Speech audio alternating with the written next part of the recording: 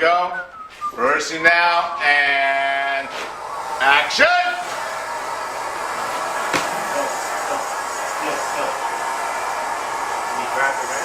Oh. Let's start again. Okay. Let's go back to one second.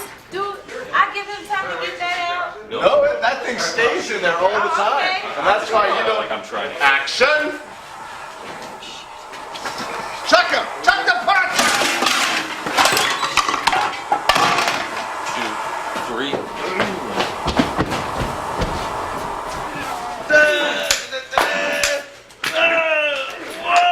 Whoa! Thanks for the sound effects, bro. Whoa! I'll make it work somehow, okay?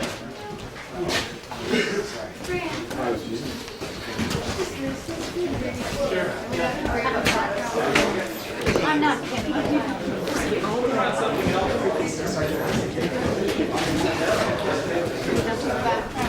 Okay.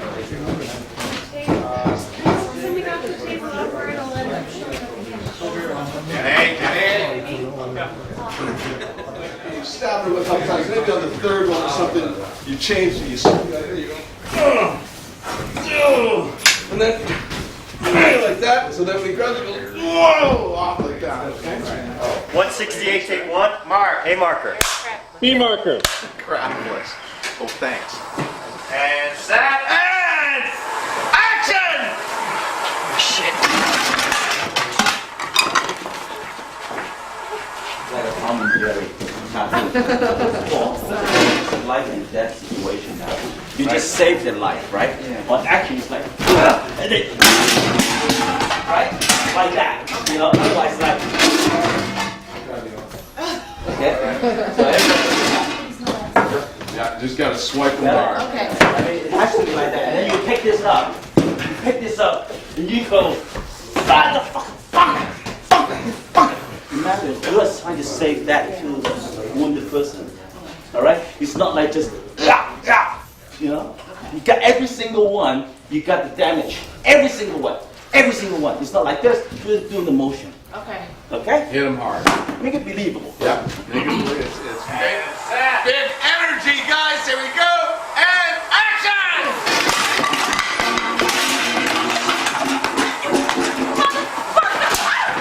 Good.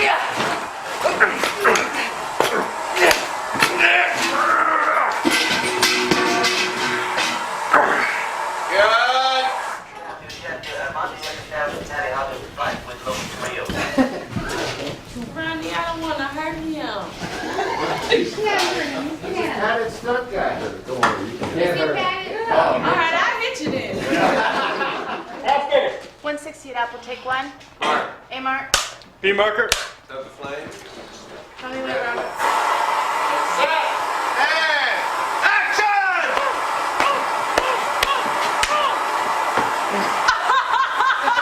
Good. Something Alexander.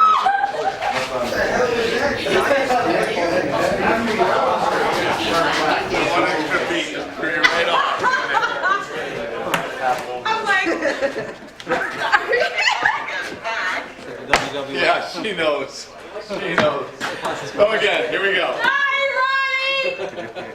Here we go. And roll the sound, please. 168 apple, take four. A mark. B marker. Set. And action.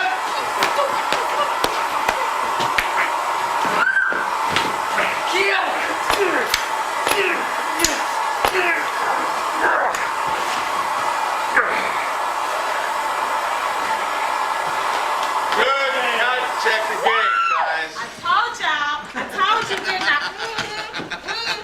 When I get on stage, you just know the song. But here you have to know the lines, you have to actually act it out, make it believable, and it's kind of different and yet the same. I actually enjoy both. And then all this like fire everywhere, right? And then Lindemann said, get out of here, right? And then you go, remember? You're limping out? Yeah, Just yeah. like that. Okay. Okay? Okay. Both are too short. Right, tight on that. Okay, so like track, they crawl, she crawls, crawls, track, debris come, zoom, zoom, zoom, zoom. right? And then they leave. And then, ladies and gentlemen, now do you want to, as they start to come, do you want to do a little You want to go back Yeah, and yeah. maybe a little drive bit of into crawling out? and drive into some flames or something? Have some flames over here. We Sure. can go, Yeah. drive Yeah. into some flames. When debris, No, you quite how about a dead body falling into the floor? Yeah, Julian! What was that just now, eh? That was me falling. Take one. Mark. A Mark. B Mark. Oh, Lord have mercy. Okay? Get back. Start. Here we go. And very painful. And action. Lori! Come on. Oh, shit. Let's go. Hurry, we gotta hurry. Go on. We gotta hurry. Oh, shit. God save us, guys. Oh. They got pictures of this. Ah, I hate pictures. Yes, very good. Don't you hate pictures? When you gotta look like this? Take one more.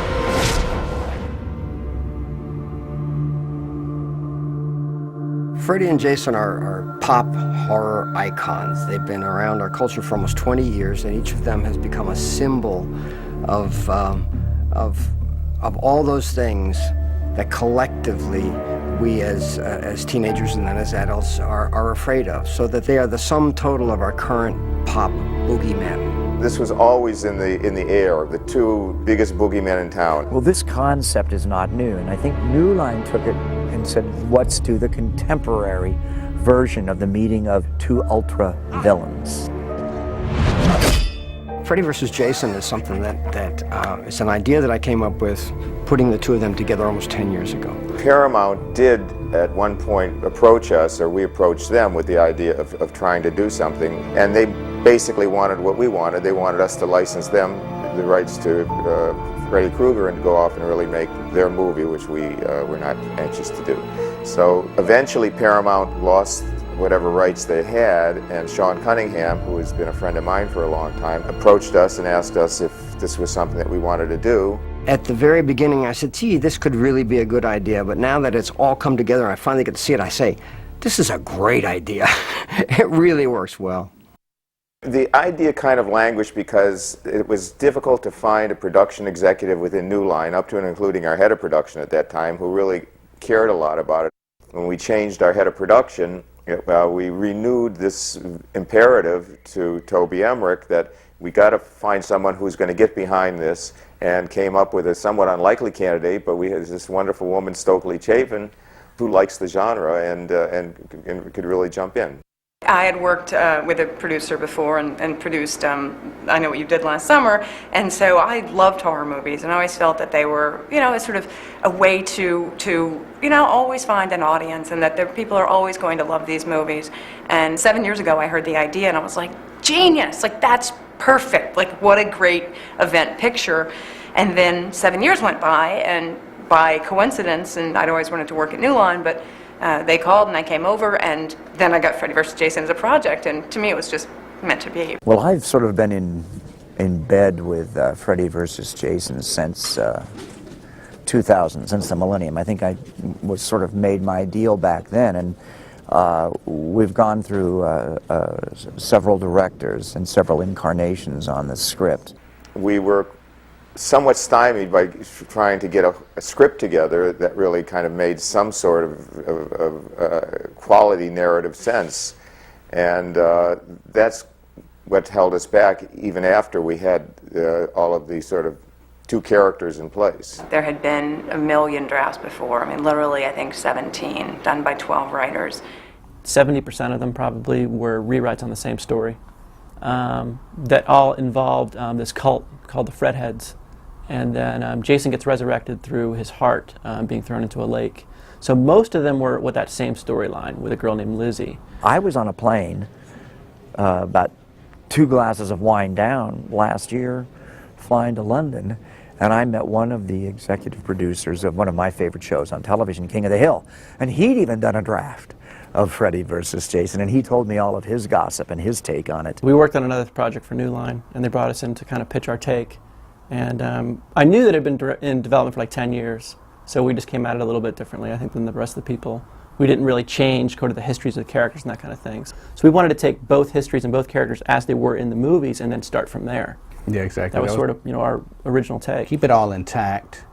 Make it all count. Don't discount all the other movies, and the fans will love you for it. And so, fortunately, there was a treatment done that had basically the sketched out story of what the movie is. That's the one done by Shannon and Swift. And when I started, I sort of read the treatment and thought, you know, there's some problems here, but it looks pretty good. Let's you know, see what we get when the script comes in. So we got a really good script in. It was overly long and overly complicated and very, very dense. And so we timed the script, came in at 2 hours, 28 minutes, and we're like, you know, this may be the American Beauty of horror films, but it's not American Beauty, and it probably shouldn't be 2.5 hours long. So David Goyer came in, and what he did, honestly, was collapse everything good that was in it, and making scenes that were 3 scenes before into 1 scene, and when you do that, that 1 scene becomes a lot more dramatic and a lot more interesting. And the goal was obviously just to make the film as short as possible. And the task that he had was, you know, to make it, you know, to cut it down without really losing any of the scenes. So a lot of the dialogue wound up getting changed, you know, Exactly. and he, you know, I think he combined 2 characters at one point, and you know, did a good job of keeping it short but without losing the story. I got involved to the extent of reading scripts as they were developed, interviewing directors that Stokely had previously vetted and brought to Toby and I. I had made the sort of foolish, you know, proposition to every agency that anybody who wanted to come in and meet, I would take the meeting with. So I probably took 60 meetings with directors of all kinds, from music video directors, commercial directors, you know, people who'd made, you know, 1 feature or a short, or everybody. And first, of course, we put together our top list of 5 or 6 people. Ronnie Yu was on that list. We went to him and he passed. I was like, okay, I expected that. We went to, you know, Wes Craven, and, you know, the sort of like this you know, the top people in sort of making horror films. There was a problem in finding somebody who was good and had the enthusiasm for it, in the same way that we had a trouble finding a production executive to administer the project. What was hard to find is there were people who loved the characters, who knew everything about them and had seen every movie 15 times, but didn't have the experience. And then there were people who had more experience, but kind of were like, oh yeah, I think I saw one back in the theater way back when. And we were like, what are you doing here? Like, why would you want to take this on if you don't care about these characters? Then she approached Ronnie, his agent again. Is it possible that he might want to revisit this whole thing? So we got him on the phone, and I kind of thought it was a lost cause, because I just expected him to say, thanks so much, you know, for your interest, I really appreciate it, but no. And he was open to it, and we could tell, and so we kind of like kept reeling him in a little bit and said, well, why don't you just come here for a meeting and we can talk about it further? And he said, okay, and we're like, oh my God, he said, okay, he's gonna come. And then Stokely brought me, I saw the 2 films that she suggested I see that would give me some feeling about the guy, which was The Bride with White Hair and the Chucky, Bride of Chucky, I guess. I was into brides. And I thought that they were quite well done, and the idea of having a Asian point of view and Asian style seemed to me to offer the possibility of bringing a new approach to a horror film than some of the more matter-of-fact, straightforward horror director. When I was in Hong Kong, growing up in Hong Kong, and I watched a lot of those old on TV, old Hollywood monster movie, like the horror movie, like, you know, Vampire and Frankenstein versus Wolfman, or the Swamp Things, you know, all that. And I just thought this movie has to go back to the basic, because we see so many of this like CGI movie now, and one thing that keep in my mind when I'm shooting the movie, this movie, is the film called Rocky. When I first saw the Rocky, the scene that really hit me is the scene at the end, the final fight, when Apollo beat the crap out of Rocky, but Rocky had the spirit to fight back. Even though his eyes all swollen and all that, he tell the trainer, cut it open, cut it open. And that moment, like, I go, ooh, you know. And then actually they cut it open and the blood just spurts out, you know. And that for me is raw. It's raw. You know, it's not like all this, now you have all this wire work now, everybody is copying everybody, like, you know, jumping everywhere, flying everywhere. So I said, oh, now you have these two monsters together now in a ring. It's almost like a WWF thing, you know, wrestler thing. So I said, I should go back to that rawness, you know, to that, like I said, tearing your eyes out, tearing your livers out, you know, damage your kidney, you know, and then the machete chopping your head off, chopping the fingers off, you know, that's all rawness, you know. I think, and less of those like quick cut. Usually now, because every time we get to an action sequence, it's quick cut, cut, cut, cut, cut, cut. First of all, you don't know where they are, and then you lose the dynamic. So this time I just put a camera there. I told the second unit director, I said, just put a camera there and let them chop each other out.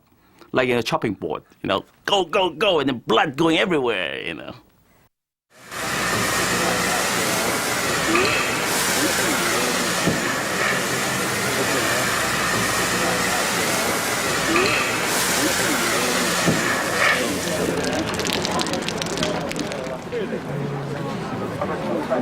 Listen to me, Laura. He is the one who had me committed.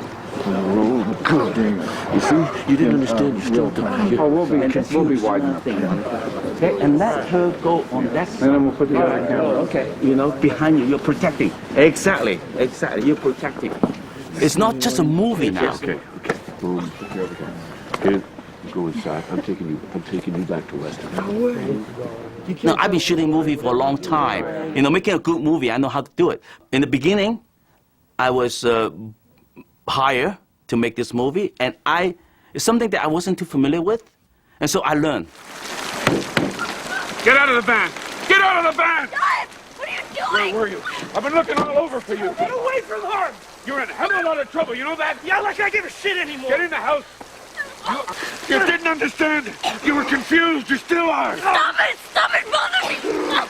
God damn it, Will Rollins. I'm not going to let you endanger my daughter again. Do you hear me? Stop No, no, everything that's happened. Stop it! Stop it!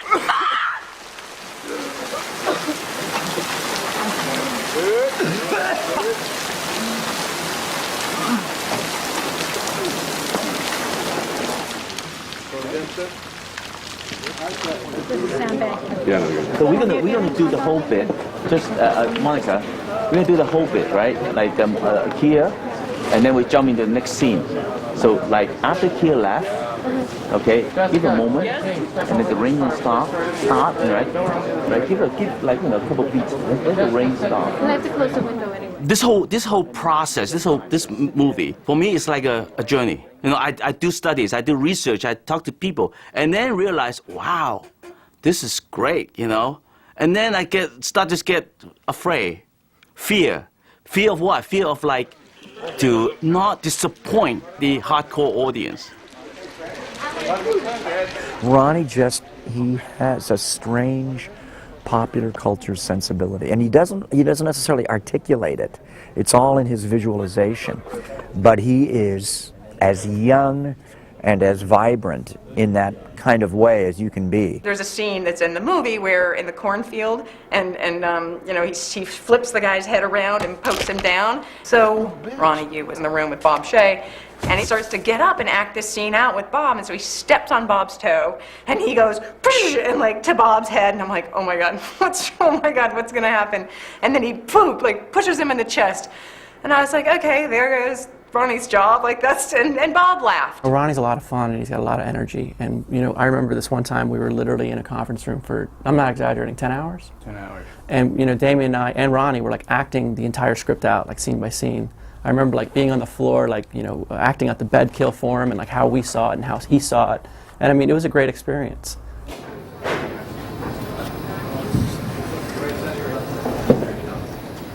Jody?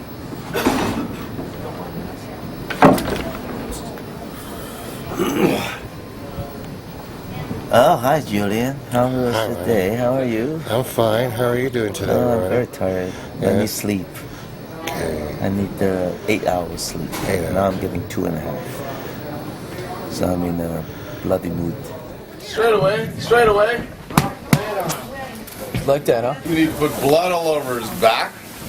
Where are those people? The blood people? Carton's right here. Blood all over his Blood back. people are right here. 2, 3, go. 3, 2, 1. When we come up, if you lean back and then flat forward, you might be able to try that. Like I might be able to do this because all that bedspread crap. No, it's only going to be the sheet. The pillows would be Like there. if almost like the weight of this is, Yeah. or the momentum of this will force you back. Oh, totally. Try that, but don't do it too fast at first. Let that go. Okay, ready? 3, 2, 1.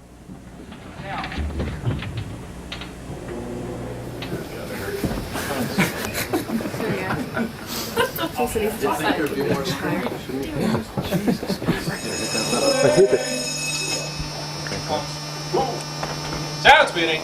Hey, we have a slate. What was it? It's 11 frames. We're at Black guys. Sorry. Ready, Jesse? And set. Action.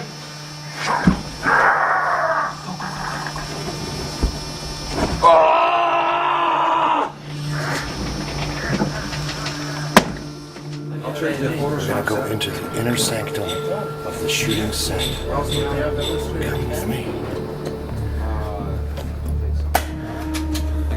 I got some.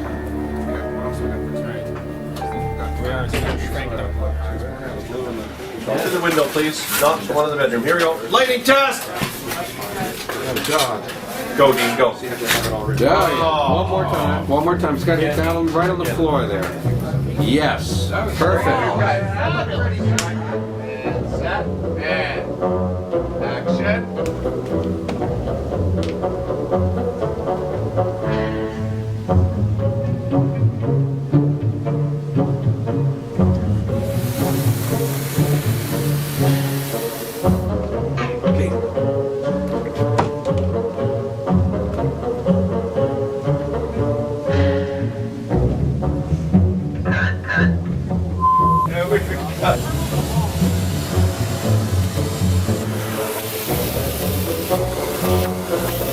It's no business like show business. It's no business like show business. It's no business like show business. It's no business like show business. Spies. EPK spies. Don't trust them. They'll steal your soul.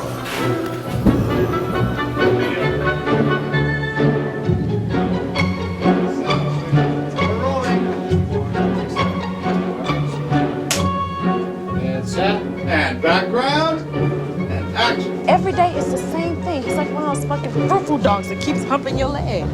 Very good. Cut it. The camera's right on your shoulders, so just walk steady and real slow. 64 kilo, take 3. Hanley Mark. And action. He's a child murderer that some parents from Radford burned alive. But then he came back. No. Back for revenge on our nightmares. Funny no one ever told us about Okay, him. thank you. You know what I'd say? Coffee. Make friends with him. Mark, that's enough. You're scaring her. Good. Cut it. The first one is rehearsal, the second one is... So the second is too fast, and the first one is too slow. Okay. Okay. I thought you might be in trouble, so we... Lori! Very good, cut. This movie has to go back to the basic. And I go back to the first original Friday 13 and the first original Nightmare.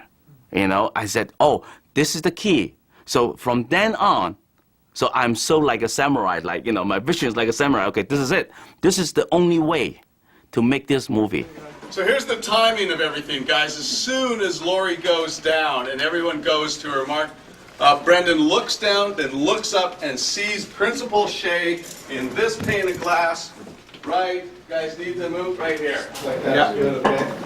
Right, and this is where you are, and as soon as he sees you, Bob, you take a couple steps this way, right to here, and they're taking off. Okay, so as soon as you see him coming, Brendan, you grab Jason and you take off. Let's rehearse one more time, guys. Let's go to first positions now, please. I really wanted to be an actor when I was a kid. That's how I sort of started in show business, and I acted on television and, in fact, in radio. Hey, Mark. Hey, Mark.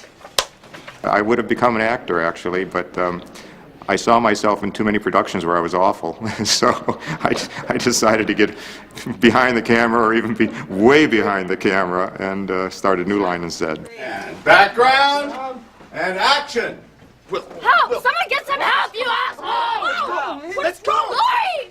Lori, you okay, Lori? Lori? Good. Cut. And we've cut, thank you. Very good. Good? Yeah.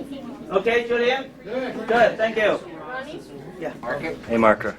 Lots of life in the background, please. Lots of life and lots of energy. Here we go. And set. Frame. Back up. Where? In this hallway right here, around the corner. Oh, right here. Back up. And set. Frame. Back up, back up, back up. Okay. Pull your books in. Thank you. Pull your jacket in.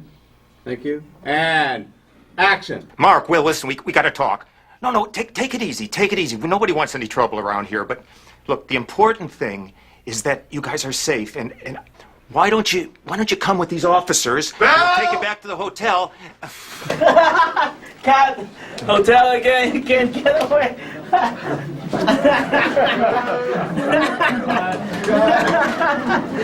That was good so far.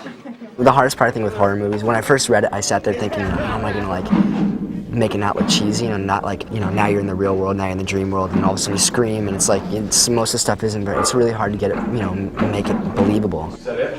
Yeah, I think so. So we give me a little more? When you actually get on set with everybody, it's like the writing gets lifted off the page, and then it becomes spooky. 127, Baker, take 3. Mark. And Mark. Stop, I'll cue you in, okay? And set. Here we go. And action. Session. Ronnie Yu is just this amazing visual director, and also him working with Fred Murphy, who's the DP. My favorite part of this entire thing has been watching them come up with how to spook somebody out. And it's like a comic book. It's just totally written out like a comic book, and it's great. Back off. Back to once. You get the door, right? And then come in, go. See him? Then immediately go up because Jason's gonna come back. I should probably do it from over here, right? So So you don't see him, right? I could be over him. The nice thing about being here is that you'll get them running through the frame, the body's wiping through as Jason's coming through. Okay, set up. Let's go. Action, camera.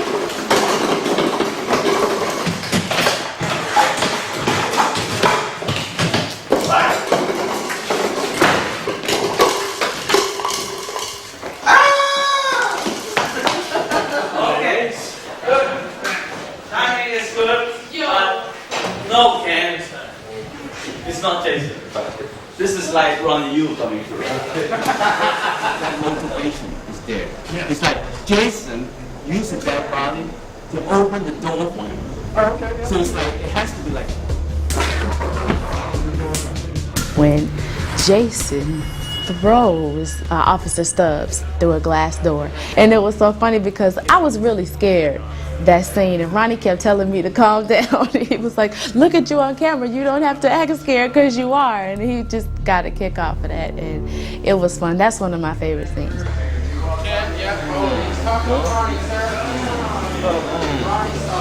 Let me see. Okay. At what speed do you think? It's slow, but not that slow. Not that so casual, you know? Okay. Camera.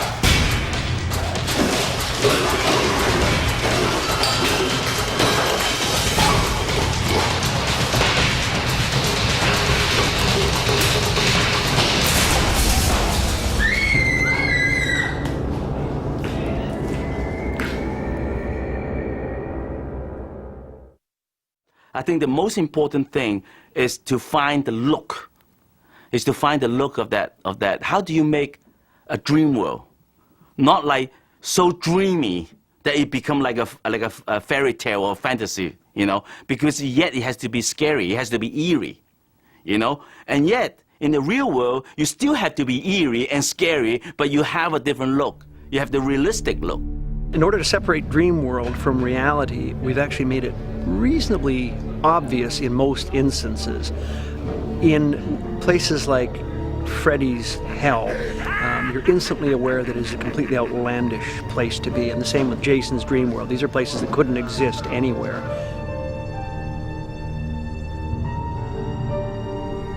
So I was lucky to have, like, you know, Fred Murphy and the art director, you know, John Willett, and everybody like work so closely together, and the visual effect people sort of like find that balance, you know. So we use a lot of color, different color, a lot of primary color, like deep red, deep blue, deep green on the dream world. When the nightmare parts happen in what we call a real environment, like one of the houses, then we've treated it filmically as different. We've played with lighting, with bleach passing, with all sorts of things like that in order to make it a bit more subtle. Robert? Yeah. You tilt your hat back just like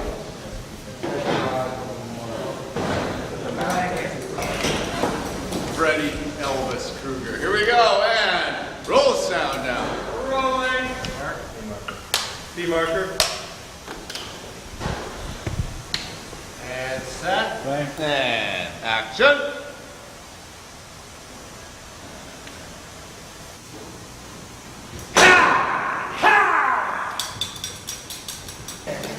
Boing, boing, boing, boing, boing, boing, boing, boing, boing, boing, boing, boing, boing. Oh. Chip. The boiler room is an interesting set. It's Freddy's nightmare world, and what I've done there is modeled that set after a city called Kowloon in China, where it was a city that developed over the years without any regard to building code or anything else. And all of the cable and the plumbing and the wire and electrical were all just sort of hung on walls, and they would drape down hallways and into rooms, and it was quite outlandish.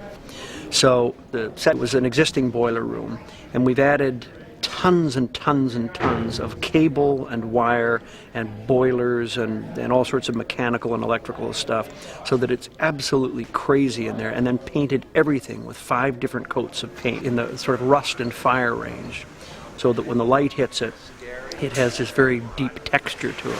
That's a good one, man. That's great. Penny for your thoughts, Chief. Hey, Robert, does he want me to grab him and start that move? You know, when I turn him around? Yeah, up here, right? Yeah. And Jason's like painful like this. And then his hand, this hand, actually, without you knowing it, is pulling out the machete. And this hand, you push me, like rather than turn around. Yeah. No, you just push my hand, almost like slice decapitate me. I see. You know, like, Well, I think that the film needed this look, because the look of the film has this sort of graphic novel look to it. You know, the whole way it's stylized is because of the contribution between Ronnie and Fred Murphy, the cinematographer. Wait 1/3. Sound is now speed.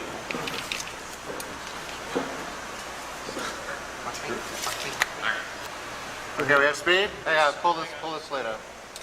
So rolling. Here we go, and action. I'm still too far out. You gotta come closer. Here we go, All right. and action. Penny for your thoughts, Chief.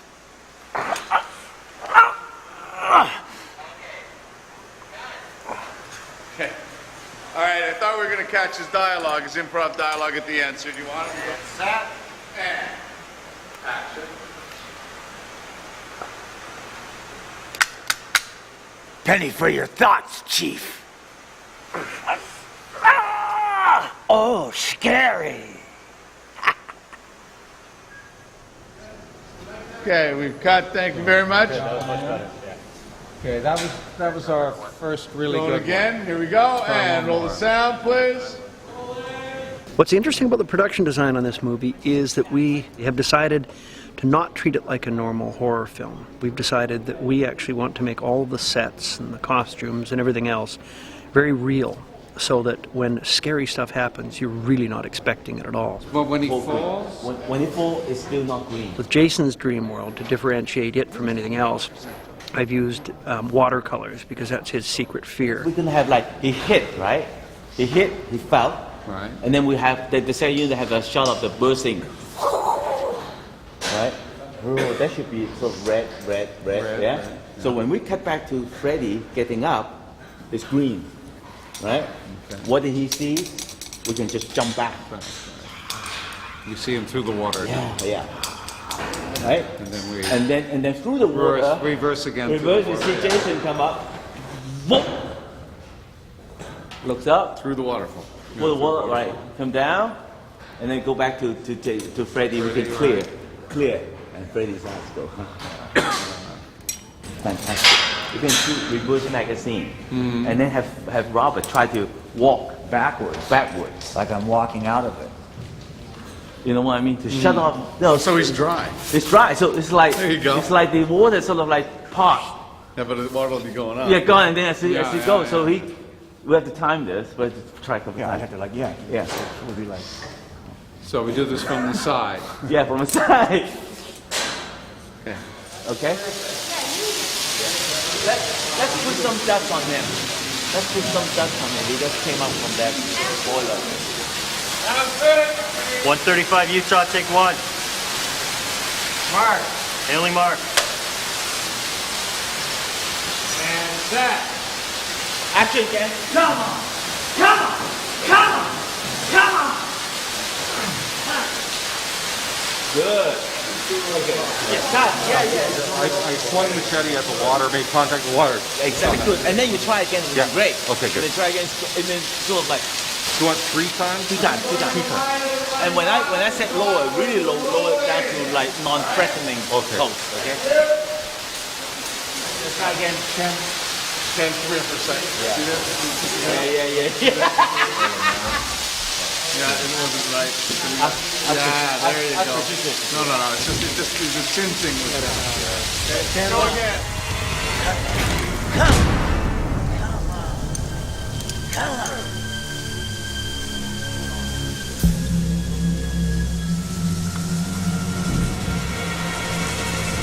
So there is something you're afraid of after all.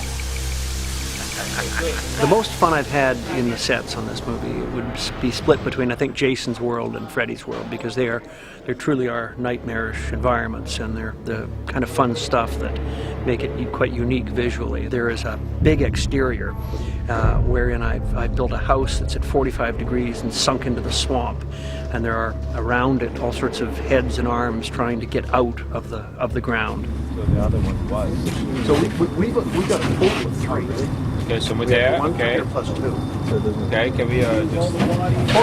Keep an eye line over Daisy. You guys have to John Mullet? Yeah. Hold, 1 sec, we're just going to figure that out now.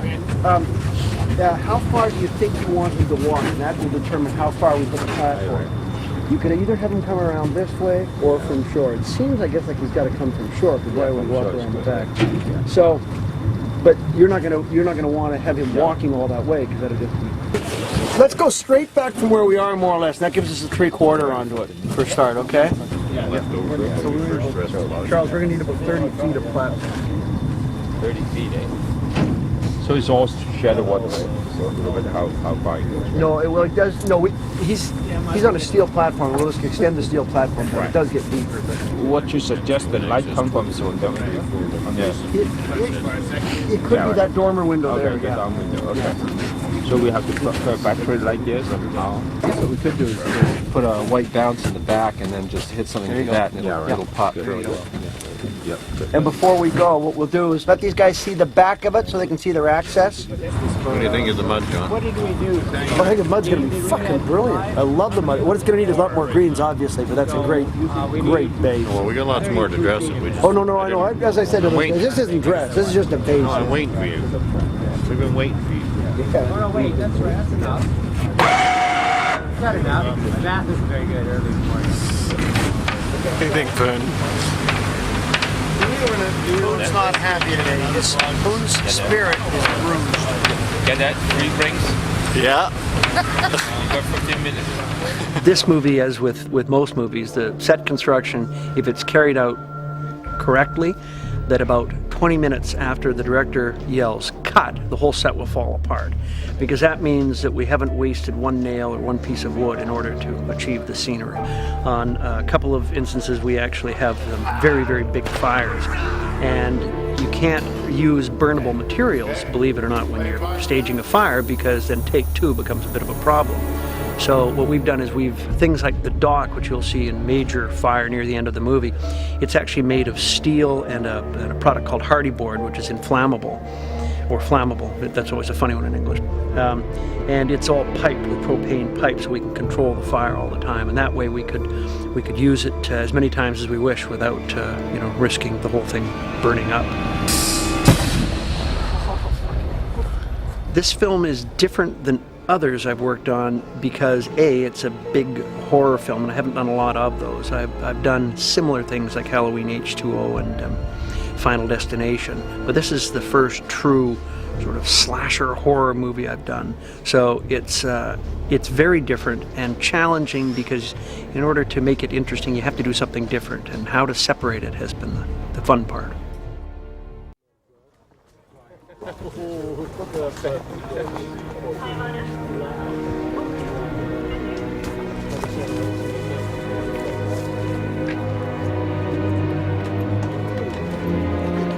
Okay, guys, no plate on that. We'll go again.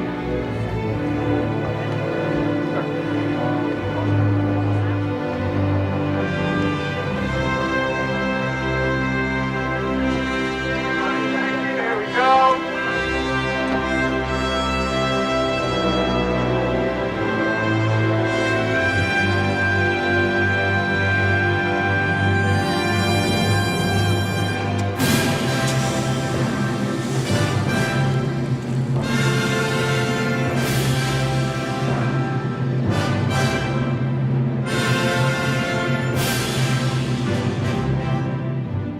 There's so many different talents that are involved in making this all happen. Generally, I'll read the script and can visualize what we're about to design. I'll do a rough sketch and then pass it on to the art department and have a meeting with them and discuss exactly what we'll be designing. The demon makeup is based on we basically took the original sculpture that I did of Freddy Krueger's makeup, and we took another life cast of Robert, and we built a muscle, an enhanced muscle over top of his face, and then we took the skin out of the original Freddy mold, and we're able to drape and blend that over top of the new muscle to give him more of a brutish, beefed up look. Sometimes Freddy gets really pissed and he mutates just for a second. So a little bit of help from CGI, but the makeup that fans will be seeing is actually a practical makeup. But whenever I did that, I had to have different eye makeup, contact lenses, different teeth, more fragile teeth. What's the matter, Laurie? This your wake-up call? Great. Cut. One more. So, Robert, Yeah. landing. We've cut, thank you. Let's guys. Go higher. Okay. Okay. So let's lock it up there. All right. Mark. It's the only mark. 11 frames. And set. And action, Alan. And background.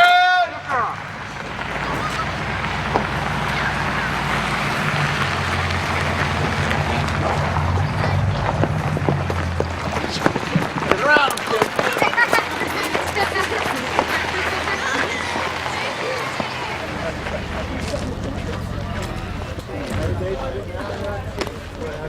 And then you turn around and see your face.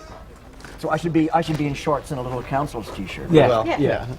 And she's Yeah. And then just turn around, well, the bitch is dead on her feet. Yeah. But make sure you turn it around more so I can see the dead feet. Yeah. Oh yeah. I'll show her off. Almost every scripting involves something that will require us to build, whether it's a duplicate of an actor or an animal or a cut. Usually every film deals with makeup effects in some way. The biggest challenge is the amount of time that we have to build a specific gag. We try not to limit it to that one function. So many things can happen on set where the director might all of a sudden think of something that wasn't necessarily scripted, and we have to be on hand to bring his vision to life. So as long as we can finish it in time to have time to prepare for tests, then we can usually work out all the bugs by then. Okay, everybody say cheese. Cheese!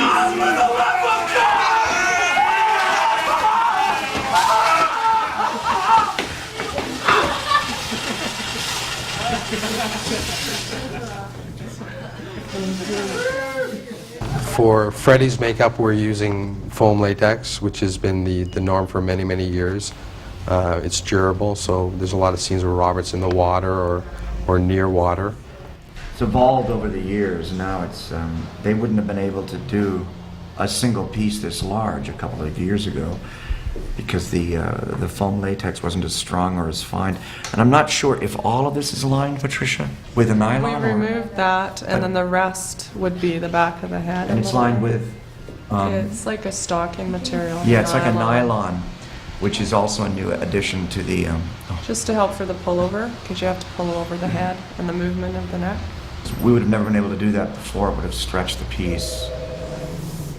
We will pre-paint all of our pieces here in the shop. We'll have as many as 12 masks going at the same time. Once they're completed, we send them off the set. In the case of Freddy's makeup, they're applied by Margaret and Patricia. They carefully glue the piece down to Robert's face.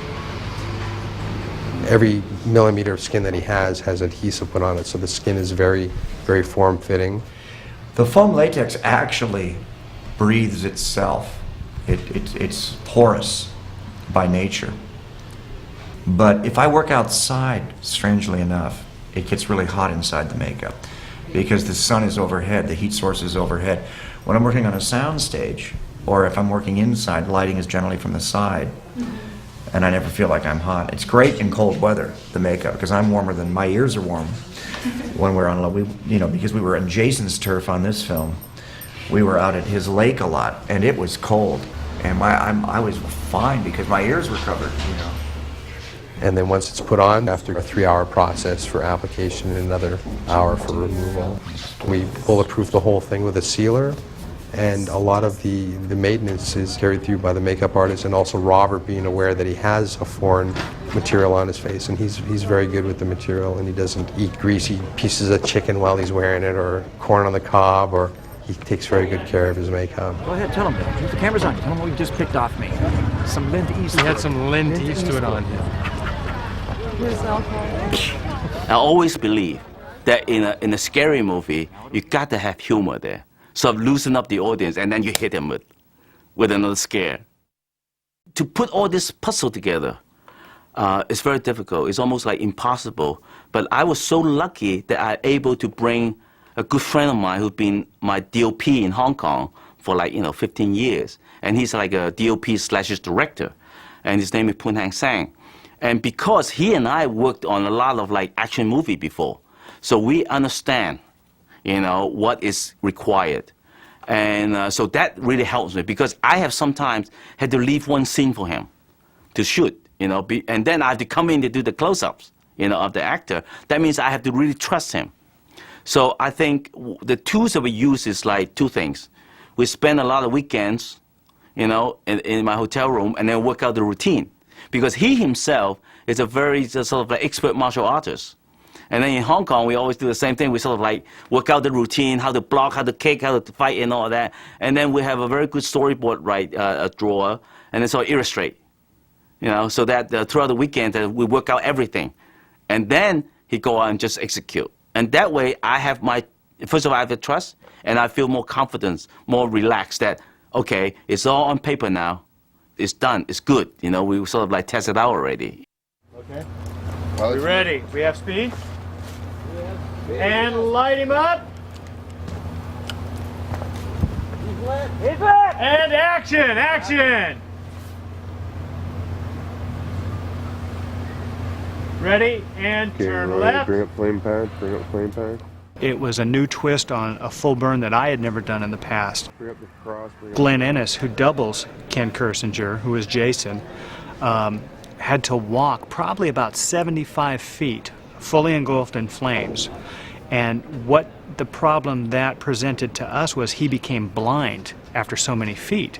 So we actually put a radio and an earwig in his ear and lit him on fire, gave him actions, and I actually, over the radio, watching the monitor, guided him through the cornfield.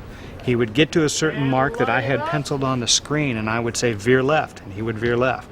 Another 20 feet, I'd say, veer right, and he would veer right. And he walked through this whole thing, walked right to my safety guys who had the CO2 canisters, hit the ground, and we put him out. So that was kind of a challenge on that one, but it worked out very, very well in the end. Okay, Glenn, coming up. Come on up, Glenn. Yeah, it gets a little toasty at times. Apple box coming in. My job is just to get beat up, burnt, abused. Yeah, Tim, you guys can move.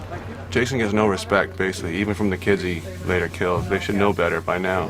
Camera!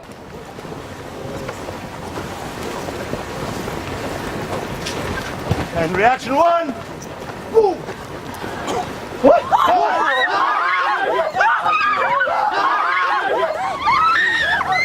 I just kind of enlarge what they've already established to a point where Ronnie Yu is happy and Poon Hang Sang, our second unit director. I just try and make it as big as possible and let them tell me when to stop. The second unit is almost shooting parallel with us. And so that I have to really work, really close with the second unit director and the cameraman and also the stunt people to get what I envisioned. There's a lot of involved on fire, water, explosions, car crash, machetes. It's not real, kids, it's just fake. Cutting out, body parts.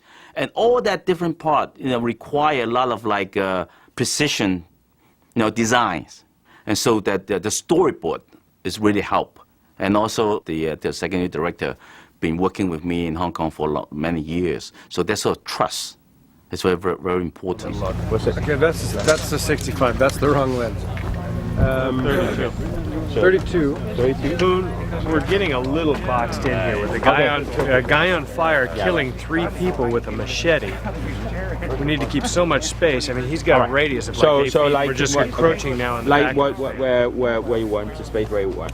You just can rehearse and see what the space far away. Fine. I mean, you want to be back here? Could this be the end of the track? Yeah, that would be good, right? Yeah, if the camera great. okay. That's fine. So the camera track will be like it, the camera-wise, starting here. So when the guy comes in, it gets here, and then when the second guy, so he's moving, so moving like this. All right. Yeah. Okay. All right. Okay. That's fine. So now can this carry through, Chuck? I can carry that through. What if we carry that through to give him the spinning? There you go. Okay. There you go. I'm stopping there. There you go. This is our safety route here, so nothing in here. There's going to be 2 safety people, and that's it. We're going to have 1 safety man on the other side, which is Owen, just beside it. Nobody else should be here. Just give us lots of room. We have boxed him in, so this is a little dicey on our side. If Glenn gets in any trouble, he's hitting the deck before the end of the shot. If that happens, what I need this dolly to go to the end of the track and everybody with him. When Glenn finishes a routine, he's going to hit the deck right here, and we're on him. The moment he makes his move to hit the deck, we got to move that thing to the end of the track at the same time. Leave it there. Once he's out, we're going to pick him up and we're going to walk in this direction. Right where Kathy is our safe spot. That's where we'll stop. Once we're clear there, then we can clean up in here. But once again, just let us do what we got to do. We'll all be safe. Ready and action.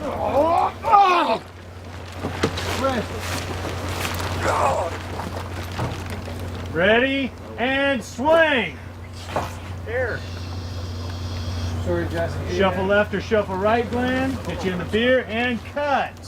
In you guys Sorry, go. I always miss the beer. Move the dolly. Move the dolly, guys. Yeah. When he hits this, Yeah. I had to get down a little here right, to make it. You can come back up. So do you want me to get hit? Like, can you hear it? Yeah, right. The whole idea is you sense all this blood coming up to the almost it's under pressure, then you fell. It's not the way that's just cut, blood come up and you fell. Then we won't see anything, right? Okay, I will stay here a lot longer and then. Yeah, try to make a try to make drama reasonable. Knock some of this stuff over. Or it's okay, no problem. You can put up something, right? Okay. Okay. All good. Okay. Have the camera set that. This is being used for all the fire stunts that Jason goes through.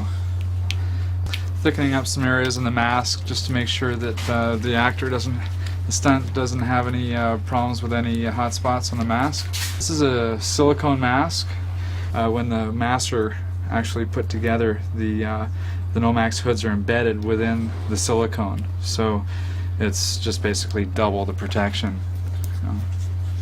Those that silicone plugs are actually gaskets that go or are actually custom made to the mask. It actually creates a seal so that the actor is completely encased with the breathing apparatus that's contained within the mask. Because it wasn't. Because you keep getting injured doing other stuff. Exactly. Okay. Too brittle to do other stuff. Exactly. Put enough there. Shouldn't have told you it was the last one. So we put it in the fridge. Packed it nice. No, we're feeding it to make sure it was. I know it's a good thing. Get that body temperature. Although, when my head was hot the other day, that felt really good. Yeah, full of it on there. It's the best thing. So that's why I'm picking this wussy sport. It holds the gel. I stayed scruffy on purpose so it would just, keep a nice thick support structure for the gel. Yep. Let's do up the front of that fire suit, guys. Okay? Pushing it in? Yeah. You're connected. Yeah, Brett, where's Leslie? Glenn, you can help there? Oh, actually. I'm going to hold these tubes up. Totally on push that down. I'm right here.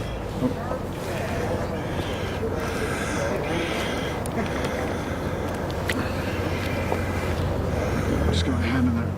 I'm just going to push that tube up, Glenn. There. Okay. Is it in? Okay. I got her here. So Glenn, they've got accelerants on either side of the path when you're walking down. You want to go to the left or the right, doesn't matter. Oh, these guys got visuals on you all the way down there. Don't come right in the middle of the path because you'll have the hay on either side. And last one of the day, it's late, just be safe on it.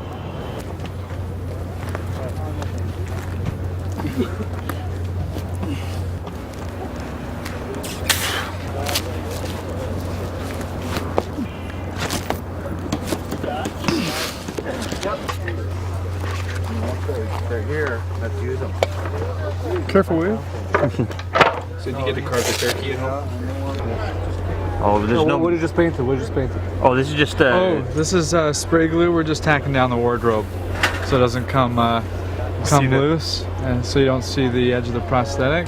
It's a major embarrassment for us. Yes. If you can see what's underneath, then they'll know it's fake. These are what the guys at the shop made us, JP, and these will fit for our stuntmen or women, like that, and the wardrobe goes over top. The hose connects. This is a blood rig and an open wound. The slash happens off camera. His back would be towards camera. Jason would come with a machete, cut him, he turns to camera, and the blood sprays. A big blood fest. The air pushes the blood through at a high volume. 10 feet, 15 feet. For about 3 seconds. Gushing spray. Yeah, we soaked both the camera crews last night, so. And the dolly track and the lights. We're very happy. Our job was done well. All right, guys, here we go. This is not time for final adjustments. We're there. Roll camera. The ship has sailed. We're rolling. Camera's rolling. Speeding on B. Speed on B.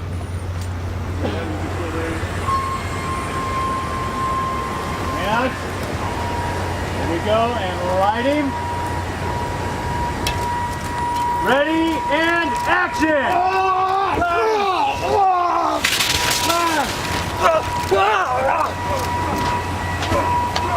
Ready, and swing! Go forward, Glenn, go forward, Glenn, go forward. And cut! Cut! Cut! Pick him up, pick him up, pick him up, pick him up. Okay, bring him out. Guys, clear out. Clear out. Don't come in. Watch the track, guys. That was exciting. It's coming up. Help him out.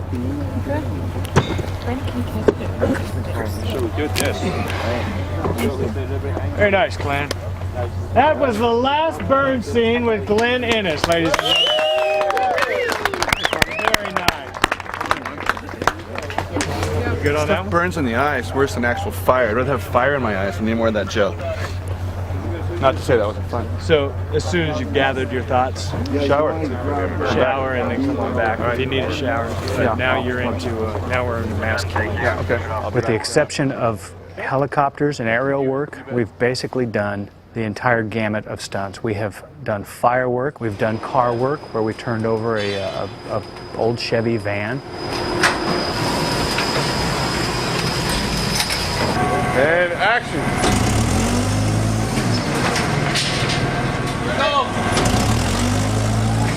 We have used a tremendous amount of stunt equipment. The wire work has just been phenomenal. I mean, we have sent these guys flying in every conceivable direction. We've had them flying into objects, through walls, upstairs, downstairs. I mean, it's just, you name it, we've done it. It's really been quite an interesting show, stunt-wise. Second unit was really key in the fight scenes. We had a terrific second unit director, and we had terrific stunt guys on this film, and they held our hands through it. And you see Freddy flying through the air and hitting a wall, or flying through the sky and landing in Crystal Lake on fire. And boy, we have some great air stunts and some great high falls. And knowing how much I could do, when you see Freddy flying through the sky on fire, I wish I could lie and tell you that was me, because it looks really cool, but it's not. I mean, that's my stunt double.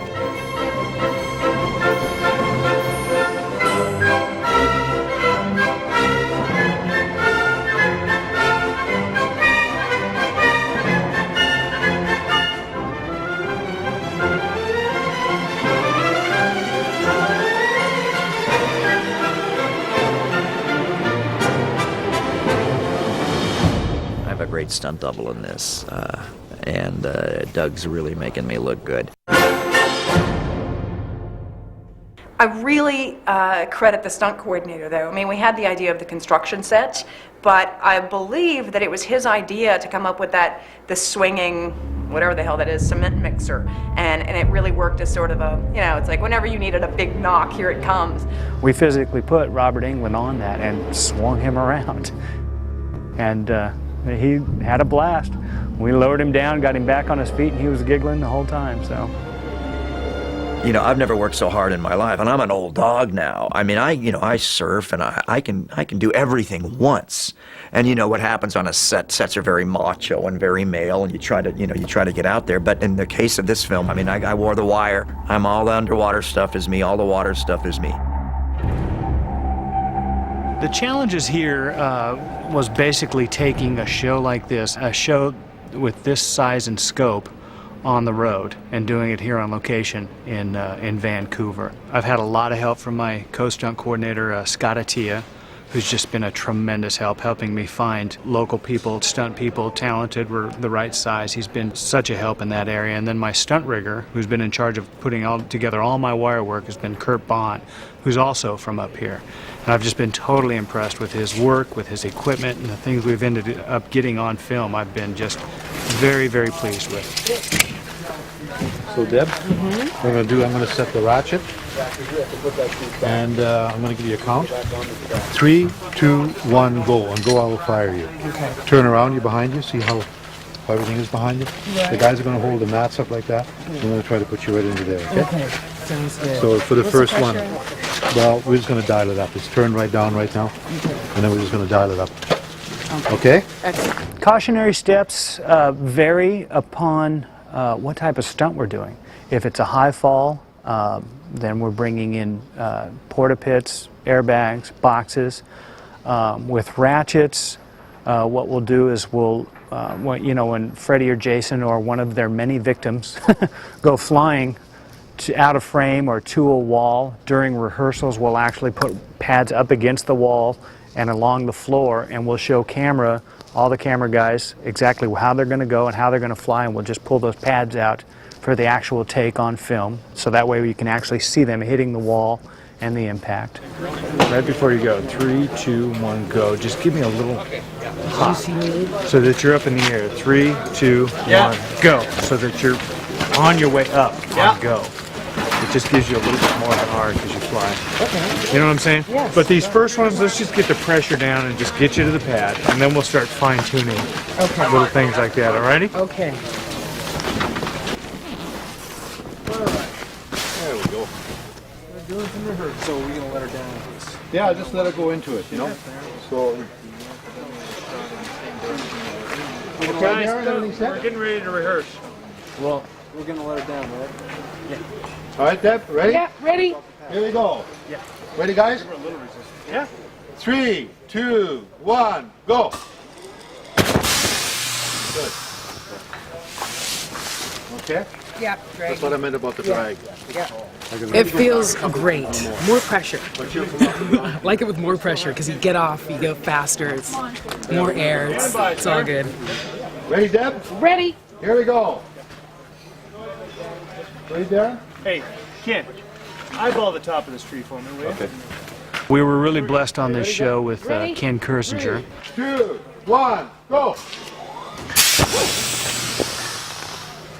Who they've cast as Jason in this episode, who is a very successful stuntman in his own right, which it's just been a tremendous blessing to have a guy with that much head knowledge, who knows when he comes smashing through a wall, he knows what to expect. And other than just making sure his elbows are padded up and stuff, he's ready for it. He's having a blast. Oh, shit! Lori, please, wake up! Lori, please, come on, baby! Please! What? Lori, please, come on!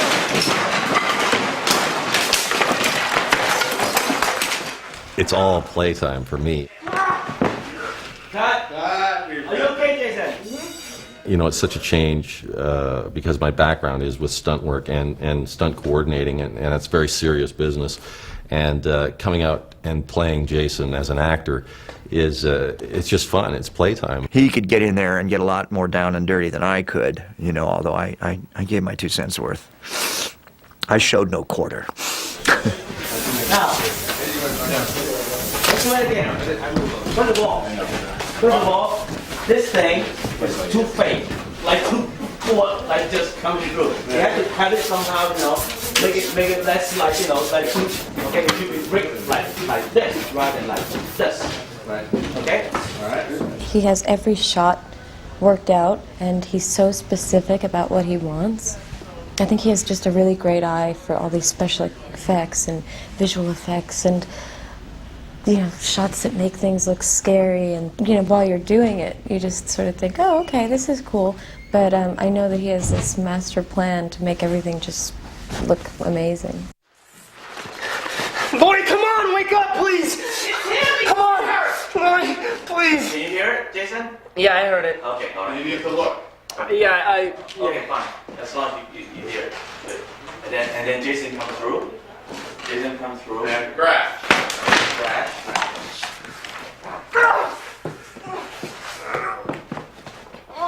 Okay, and cut. We've got, thank you. Okay. The flame is not good, and then Ken, your kick is a little bit timid. Okay. Here we go. Lori, please, come on.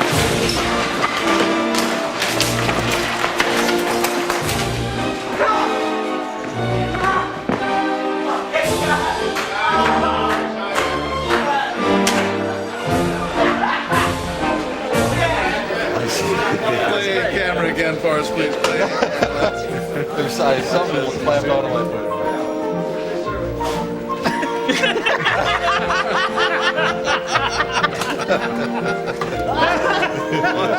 Just wanted to-